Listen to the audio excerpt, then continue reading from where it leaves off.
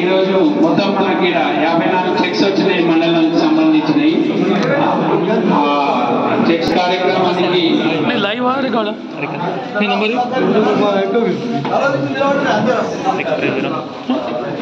Number కొంచెం వెనక్కి రాను, కొంచెం వెనక్కి రాను. 690-242-630-690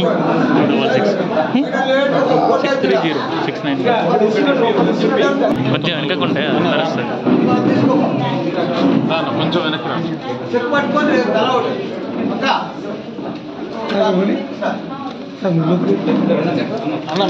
అన్న సైడ్ జరగండి అన్న, మీరు సైడ్కి ఉండండి.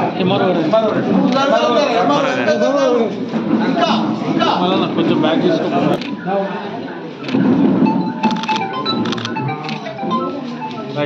ఓకే సార్, అందరు బయటికి రండి. ఒకసారి చెక్స్ అన్ని బయటికి తీసుకొని సార్ వాళ్ళ ఫోటో అందరండి. కొంచెం వెనక్కి రండి అన్న, మన వెనక పోతేనే అదే చెప్తున్నా. అన్నగారు కొంచెం వెనక రండి.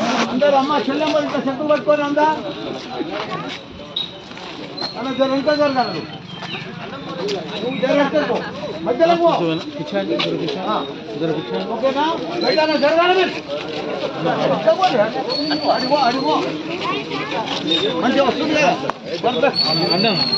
వెనక సార్. సార్ సార్ మీరు వెనక్కి రండి.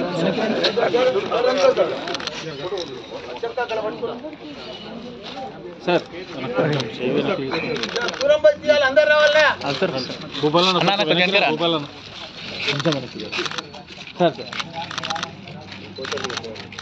Okay sir.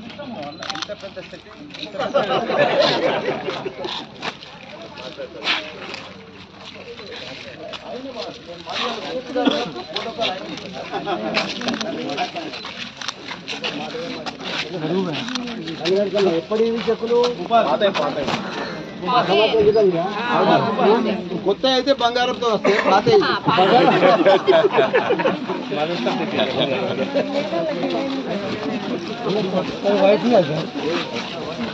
సార్ ఉన్నప్పుడు నేను మాట్లాడకూడదు. పెళ్ళిళ్ళు చేసుకొని సంవత్సర కాలంగా ఎదురు చూస్తున్నటువంటి కళ్యాణ లక్ష్మి చెప్పులు దగ్గరికి ఇవాళ పంచడం. కళ్యాణ లక్ష్మి ఈ కార్యక్రమం లాంచ్ అయినప్పుడు నాడు పెళ్లి పందిరిలోనే చెక్కు కనుక అందించగలిగితే ఆడపిల్ల తల్లిదండ్రుల మీద భారం పడేటువంటి ఆస్కారం ఉన్నది ఆనాడు మేము భావించాం. కానీ అది ఆ విధంగా అమలైతే బాగుండేటువంటి ఆస్కారం ఉంది నెంబర్ 1.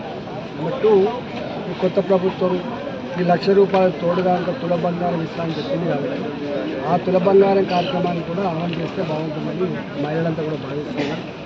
ఏది ఏమైనా కళ్యాణ లక్ష్మి ఈ ₹1,00,000 కానీ రేపు వచ్చేటువంటి తులం బంగారం కానీ ఆడపిల్లల పెళ్లిళ్ళలో గొప్పగా తోడ్పాటు అందిస్తుందని భావిస్తారు.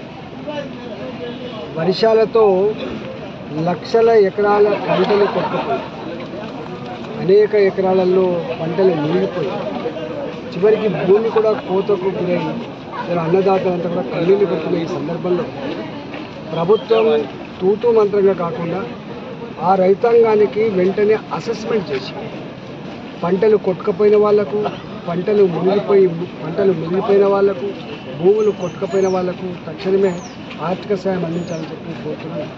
నెంబర్ 2, ఇవాళ చనిపోయినటువంటి వాళ్ళకి ఒక్కొక్క కుటుంబానికి 50 లక్షల రూపాయలు చెప్పి ఎక్స్గ్రేషియా చెల్లించాలని చెప్పి డిమాండ్ చేస్తూ ఉన్నారు. మేకలు, గొర్రెలు, కోళ్ళ ఫారాలు, తర్వాత పశు సంపద ఎక్కడ కొట్టుకుపోయింది వాటి పట్ల కూడా సంపూర్ణంగా వాళ్ళు మొత్తం లైవ్ స్టాక్ దివాలు తీసేటువంటి ఆస్కారం ఉంది. కాబట్టి మళ్ళీ బిజినెస్ చేసుకోవడానికి వాళ్ళకు వెసులుబాటు కలగాలంటే అసెస్మెంట్ చేసి వాళ్ళకు నష్టపరిహారం కలిగించాలని చెప్పి 2వ డిమాండ్ చేస్తాను. 3వది, ఇవాళ ఇల్లు కొట్టుకుపోయింది. ఇలా ఇల్లు సంపూర్ణంగా మునిగిపోయాయి.